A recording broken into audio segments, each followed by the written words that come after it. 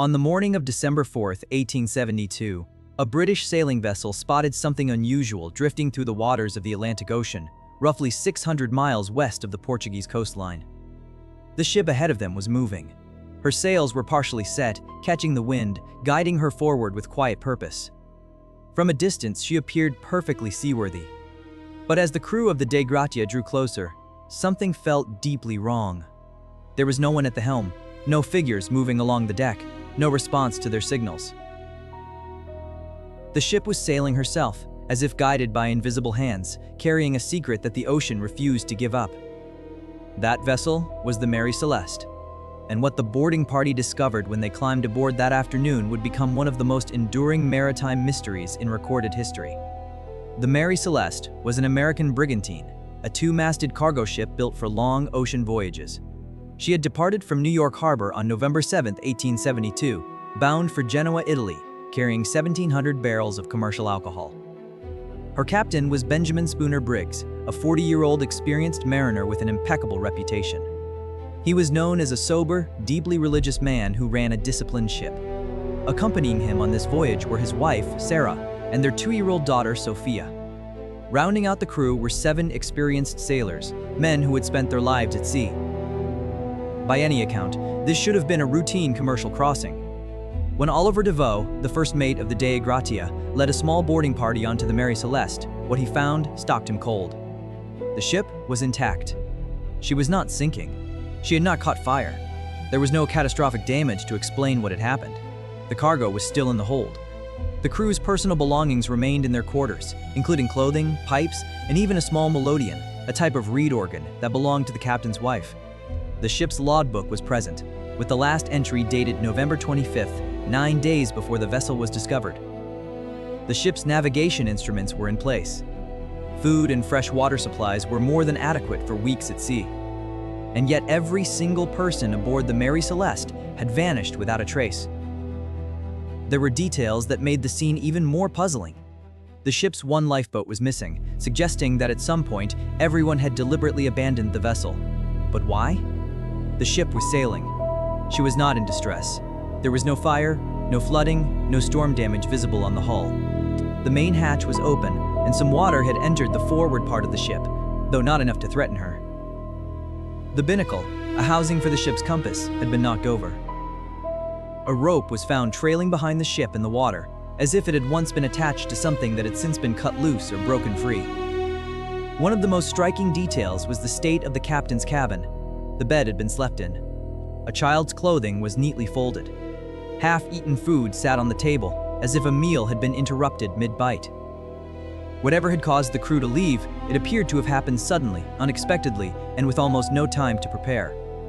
The investigation that followed was led by the British Admiralty Court in Gibraltar, where the Dei Gratia brought the Mary Celeste after sailing her into port. The presiding Attorney General, a man named Frederick Solly Flood, was immediately suspicious. He believed that something criminal had taken place, perhaps mutiny, or even a conspiracy between the crews of the two ships. He ordered a thorough examination of the Mary Celeste, looking for signs of violence, blood, or foul play. What the investigators found was both fascinating and inconclusive. A brownish stain was discovered on one of the ship's rails, which Flood believed could be blood.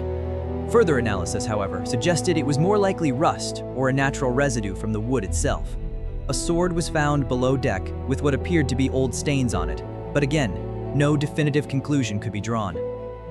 The court ultimately found no solid evidence of crime, mutiny, or conspiracy. The Dei Gratia crew was awarded salvage rights, though the payout was notably smaller than it should have been, reflecting the court's lingering suspicions that they somehow knew more than they were telling. The mystery did not end there. It deepened. The Mary Celeste was not the first vessel to be found abandoned under strange circumstances. Maritime history contains a quiet collection of ghost ships, vessels discovered drifting or anchored with no crew, no explanation, and no resolution. In 1840, a French vessel named the Rosalie was found near the Bahamas in near-perfect condition, fully laden with cargo, sails set, and completely deserted. In 1881, a Canadian schooner called the Ellen Austin reportedly encountered a drifting ship with no crew in the North Atlantic. According to accounts from that era, the Ellen Austin placed a prize crew aboard the mysterious vessel to sail her to port, only for the two ships to become separated in a fog. When they found each other again, the prize crew had vanished, and the derelict ship was once again empty. Whether this account is fully accurate remains a matter of debate, but it was documented in publications of the time and adds a layer of unease to the broader pattern. What happened to the people on the Mary Celeste? Over the decades, theories have multiplied, each one attempting to fill the silence left by 10 missing souls. One of the most widely discussed natural explanations involves the cargo. The 1,700 barrels of alcohol were not drinking spirits, but industrial-grade fuel.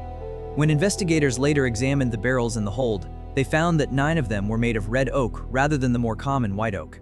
Red oak is more porous, and it is possible that some of the alcohol had been seeping or evaporating, creating a buildup of invisible, odorless vapor in the hold. If Captain Briggs had opened the hatch and detected a strange smell, or if there had been a small, non-destructive pressure explosion from the accumulated gas, he might have ordered everyone off the ship temporarily, intending to let the hold air out before reboarding. The lifeboat could have been tied to the ship by the rope found trailing in the water. If that rope snapped, or if a sudden swell pushed the Mary Celeste forward faster than the lifeboat could follow, the crew could have found themselves stranded, watching their ship sail away from them on the open ocean. It is a plausible theory. It explains the missing lifeboat, the lack of damage, the sudden departure. But it does not explain everything. No explosion residue was found. The barrels showed no signs of a violent discharge. And if the crew was simply waiting nearby in a lifeboat, why were no bodies ever recovered? The Atlantic is vast, but ships and debris are found. These 10 people were never seen again. Other theories venture into stranger territory. Some researchers have pointed to the possibility of a waterspout, a tornado-like column of water that can appear suddenly at sea, terrifying a crew into abandoning ship even when the vessel itself survives the encounter. Seismic sea waves, sometimes called underwater earthquakes, have also been suggested as a cause, potentially creating a brief but terrifying sensation of the sea behaving impossibly, prompting panic and evacuation. Neither theory has been conclusively supported by the evidence. Then there are the theories that sit at the outer edges of rational explanation. Over the years, the Mary Celeste became entangled with stories of sea monsters, time distortions, and extraterrestrial encounters. None of these have any evidentiary basis, but their persistence says something interesting about human nature. When a mystery is deep enough, when the silence is complete enough, the imagination rushes in to fill it. What we know for certain is this. 10 people boarded the Mary Celeste in New York Harbor in November of 1872. 9 days after the last log entry, the ship was found sailing alone. No bodies were ever recovered. No survivors ever came forward. No wreckage from the lifeboat was ever identified. Captain Benjamin Briggs, his wife Sarah, his daughter Sophia, and 7 sailors simply ceased to exist, leaving behind a ship that continued its voyage as if nothing had happened. The Mary Celeste herself went on to sail under various owners for another 12 years after the incident, changing hands repeatedly, as if no one wanted to hold on to her for long. In 1885, her final captain deliberately ran her aground off the coast of Haiti in what appeared to be an insurance fraud scheme. She was abandoned there, slowly consumed by the sea, taking whatever remained of her secrets with her into the deep. But here is what keeps investigators and historians returning to this case more than a century and a half later. The Mary Celeste was not a ship of legends or folklore. She was a documented, registered commercial vessel. Her captain was a real man with a family and a reputation. The Dei Gratia was a real ship with a real crew who filed real reports with real courts. The investigation was conducted by official bodies with legal authority. This is not a campfire story. This is a documented historical event with no satisfying resolution. And perhaps that is the most unsettling part of all. We live in an age where very little remains unexplained for long. Satellites map the ocean floor. Forensic science can detect traces invisible to the naked eye. And yet, the Mary Celeste, a mystery born in 1872, remains open. The questions have not changed. What did Benjamin Briggs see, or hear, or feel that compelled him to take his wife, his child, and his crew off a perfectly seaworthy ship? What happened to them in that lifeboat, if they ever reached one? And why, in all the years since, has not a single piece of evidence emerged to close the case? The ocean keeps its secrets well. The Mary Celeste sailed on without her crew, and in some sense, she is still sailing, still moving through the imagination, still asking a question that no one has been able to answer. If this story stayed with you, you are not alone. The Mary Celeste has haunted sailors, historians, and mystery lovers for over 150 years, and something tells us it will continue to do so. If you want to keep exploring cases like this one, stories where the evidence is real but the answers refuse to come, consider subscribing so you never miss the next investigation. And if you have your own theory about what happened on that ship in November of 1872, leave it in the comments below. Some of the most compelling ideas we have encountered have come from listeners just like you. The mystery is open. What do you think happened? There is one more thread worth pulling before we leave the Mary Celeste behind, at least for now. It concerns the man who, in many ways, is responsible for the legend growing as large as it did. In 1884, a young author published a short story in a British magazine. The story was fictional, but it borrowed heavily from the real case of the Mary Celeste, changing the ship's name slightly and inventing a dramatic, violent resolution to the mystery.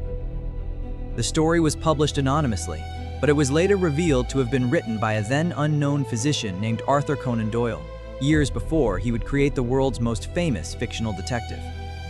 His fictionalized version of events was so compelling, so vivid, that many readers at the time assumed it was a factual account. Elements of his invented story began bleeding into public memory, blurring the line between what was documented and what was imagined. This matters because it reminds us how vulnerable a mystery is to the stories we tell about it. The real Mary Celeste, the documented one, is already strange enough. It does not need embellishment. But once fiction enters the conversation, it becomes extraordinarily difficult to separate the threads. Researchers studying the case decades later found themselves having to carefully untangle which details came from official court records and which had drifted in from Doyle's imagination. It is a cautionary note that applies to nearly every great unsolved mystery. The truth, whatever it is, deserves to be pursued on its own terms, without the weight of invented drama pressing down on it. And in the case of the Mary Celeste, the truth is already dramatic enough. A family at sea. A ship found sailing alone. 10 people gone as completely as if the ocean had simply decided to reclaim them. Whatever happened out there in the Atlantic in those final days of November 1872, it happened to real people. Sarah Briggs had written letters home before departing. She described the voyage with optimism, noting the pleasant weather and her hopes for a smooth crossing. Little Sophia was 2 years old. These were not abstractions. They were human beings who woke up one morning on a ship in the middle of the ocean and then, by every account we have, simply vanished from the world. That is the detail that lingers longest. Not the nautical puzzle, not the legal proceedings, not the theories about vapor and water spouts. It is the humanity of it. The folded child's clothing left behind in the cabin. The half-finished meal. The melodeon waiting to be played again by hands that never returned. If you found this story as haunting as we did, share it with someone who appreciates a mystery that refuses to be solved. Subscribe to join us each time we open another case that the history books left unfinished. The ocean is full of stories. We are just getting started.